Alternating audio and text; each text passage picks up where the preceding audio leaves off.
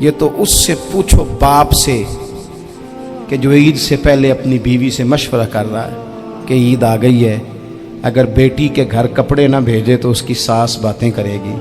یہ چھوٹی عید گزری تھی نا، تو ہمارے ہاں کچھ لوگ سمجھتے ہیں کہ سخاوت صرف رمضان میں ہی کرنی ہے، اور رمضان میں ثواب زیادہ ہے، ورنہ راشن ونڈن والے لوگ کو عیدوں بعد بھی بھوک لگ دیجئے، عید کے بعد بھی اسی طرح ہی غریب کے ساتھ پیٹ ہوتا ہے، لیکن توجہ نہیں۔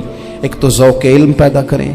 ہم نے اس عید پہ کوشش کرنی ہے کہ ہماری گلی میں، ہمارے محلے میں، ہمارے دائیں بائیں تھوڑا سفر کریں، بچوں کو دیکھیں، سرکاری سکول سے نکلتے بچوں کو دیکھیں، مساجد مدارس سے نکلتے بچوں کو دیکھیں۔ ہم نہ ایک ایک دو دو کا ساتھ دیں۔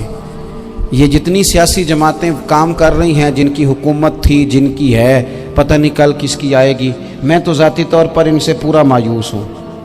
مجھے تو نہیں لگتا کہ جتنے لوگ آج تک حکومت کر چکے ہیں، بار بار آتے ہیں یا پچھلی حکومت گئی ہے، ان کے پاس کوئی پلان ہی نہیں ہے۔ یہ تو بیچارے ایک دوسرے کی ٹانگیں کھینچنے کے علاوہ نہ کچھ کر سکے ہیں، نہ امید ہے کچھ کریں گے۔ لیکن غریب کی تکلیف بڑھ گئی ہے۔ میرے پاس 20 لوگ آتے ہیں، آتے تو وہ دعا کا کہنے ہیں، آتے تو صرف یہ بتانے ہیں کہ اس مشکل میں ہوں، دعا کرنا۔ لیکن دوستو، لوگوں کی باتیں سن کے بڑی تکلیف ہوتی ہے۔ ہم کیا کسی کی مدد کر سکتے ہیں؟ ہمارے لیے تو مدارس چلانے مشکل ہیں، لیکن لوگ اذیت کا شکار ہیں۔ ذہنی کرب کے نیچے لوگ آ گئے، اتنی بڑی اذیتیں کھڑی کر دی گئی ہیں۔ تھوڑا تھوڑا دیکھو، 2 کا کھانا 3 بھی تو کھا ہی سکتے ہیں نا، 3 کا کھانا 4 بھی تو کھا ہی سکتے ہیں نا۔ میرے محبوب نے ہمیں یہ نہیں کہا تھا زیادہ گوشت پکانا، بلکہ رسول پاک نے تو رنگ ہی بڑا سادہ دیا ہے۔ کریم نے فرمایا، عائشہ شوربہ ذرا زیادہ کر لو، پڑوسیوں کو بھی سالن دے دیں گے، تھوڑا شوربہ زیادہ کر لو، اسی کو بڑھا لو، تھوڑا شوربہ بڑھا لیں، تھوڑا تھوڑا ایک دوسرے کی مدد کریں، دست شفقت رکھیں۔ گلیوں میں سنسان لوگ، اب تو لوگ ایک دوسرے سے دکھ بھی نہیں کہتے، وہ کہتے ہیں دینا کسی نے ہے کچھ نہیں، اور تماشا الگ سے بن جائے گا۔ دوستو، ہم نے خود ایک دوسرے کا ہاتھ بٹانا ہے۔ جو لوگ صاحب ثروت ہیں، دیکھو ایک ہی باپ کی اولاد ہوتی ہے، ایک کو اللہ بڑا نواز دیتا ہے، 2-3 کمزور رہ جاتے ہیں، اس کو چاہیے وہ دوسروں پہ دست شفقت رکھے۔ ایک گلی میں سارے لوگ ایک ہی قبیلے کے، ایک ہی علاقے کے، ایک آگے نکل گیا ہے، اسے چاہیے وہ دوسروں کا خیال کرے۔ عزیز بھائیوں، ہم نے اس کمر توڑ مہنگائی کے دور میں، تقریر تو میں کر رہا ہوں، یہ کسی اور نے کیسے شروع کر دی؟ جمعوں میں، محفلوں میں کانوں کے ذائقے کے لیے نہ آئیں، اس لیے آئیں کہ میرے علم میں، میرے عمل میں یہ کوئی اضافے کی بات بنے گی، میں کوئی نصیحت حاصل کروں گا تو میرے دل کا زنگ اترے گا۔ ہمارے ہاں یہاں لوگ مزے کے لیے آتے ہیں، اور آج کل لوگ فوٹو کے لیے آتے ہیں۔ ان 2 کاموں سے نکل کر خالص اصلاح کی نیت سے، علم کا شوق، ہمارے ہاں تیزی سے ایک حرکت کی گئی، علماء کا وقار خراب کیا گیا، اور لوگوں کو دینی علوم سے دور کیا گیا، اور اس میں بعض بیچارے واعظین اور خطباء نے بھی کردار ادا کیا، جب جعلی پیر کی تعریفیں کھول کے کی، اور اسے پتہ نہیں کہاں تک۔ یہ اسٹیج جو ہوتے ہیں نا، ان میں کوئی بندہ اچھا لگے بھی تو اس کے لیے دعا کرنی چاہیے، تعریفیں نہیں کرنی چاہیے۔ تعریفیں اس کا کوئی فائدہ نہیں ہے، اس بندے کو تو دعا کا فائدہ ہے۔ اگر آپ کو اچھا لگ رہا ہے تو اسے دعا دیں، اس سے زیادہ کچھ نہیں کریں۔ اور ہمارے ہاں جناب وہ نقیب محفل بیچارے کی شامت آ جاتی ہے اگر تعریفیں تھوڑی کرے تو، کہتے ہیں انہوں تو نام ہی نہیں لینا ہوں، وہ بھائی اس کے نام لینے سے آپ کا قد اونچا ہوتا ہے۔ تو علم اور عالم، ان دونوں چیزوں سے قوم کو دور کیا گیا۔ دینی تعلیمات کا فقدان ہے۔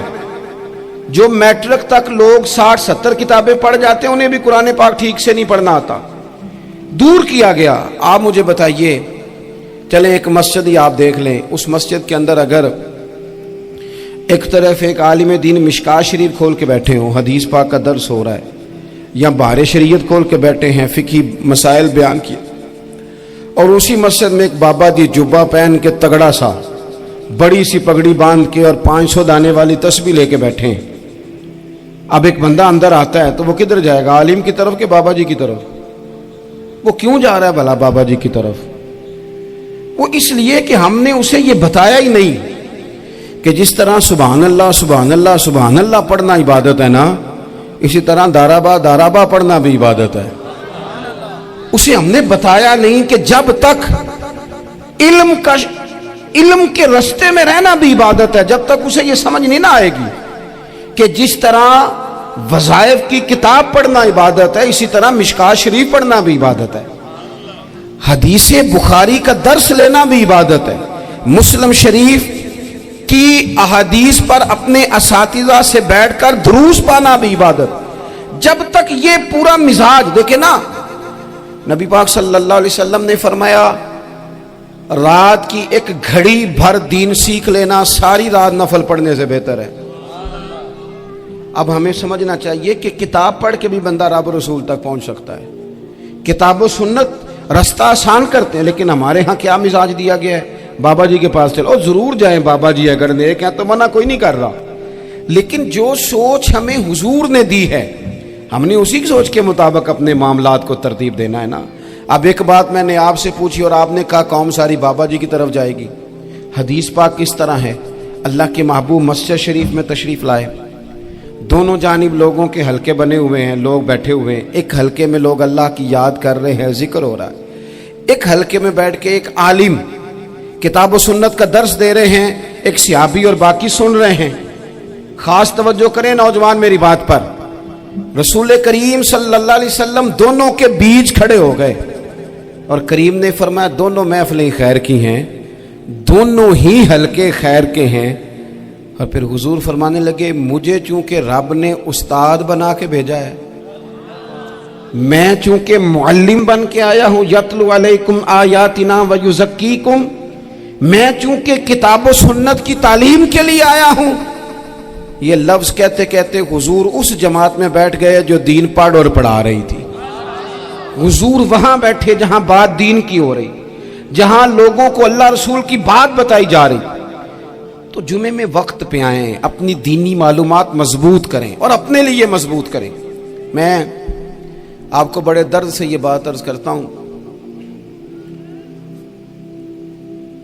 अगर दिन में 100 लोग मसला पूछते हैं ना शरीयत का, तो उनमें 95 लोग वो होते हैं जो तलाक का मसला पूछते हैं।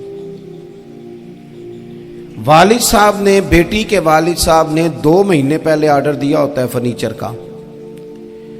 बेटे की शादी हो तो महीना पहले शेरवानी वाले को भी कहना पड़ता है, गाड़ियां बुक करानी पड़ती हैं, मैरिज हॉल बुक, ये सारे लवाजमात हम करते हैं। सारा कुछ किया, गाड़ी से घर बसना है, मैरिज हॉल से बसना है, फर्नीचर से बसना है, हमने सारा कुछ उनको बताया। लेकिन काश 2 घंटे बच्ची किसी मुअल्लिमा के पास जाती, बच्चा किसी उस्ताद के पास जाता, निकाह तलाक के मसले भी सीखते।